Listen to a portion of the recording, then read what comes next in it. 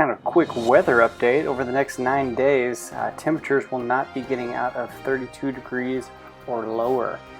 It is going to be freezing. Sunday looking very brutal with a high of just 16 degrees and a low of 1 degree. These temperatures can be very hard on our vehicles. You want to make sure that if that tire light does come on, that you stop by Springdale Automotive.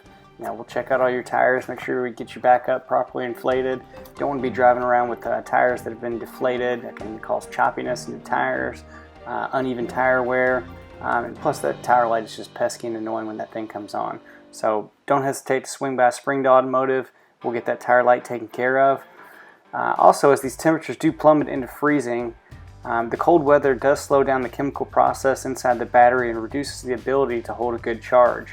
We want to make sure our loved ones, our wives, our daughters, our family members out there have good batteries that are going to stay nice and charged during these cold temperatures. Don't want to get a phone call throughout the night, Dad, come jump me. My car's stranded here or there. So have them stop by Springdale Automotive. We'll do a free battery test and also do a free antifreeze check to make sure that your antifreeze is going to hold up in these cold temperatures.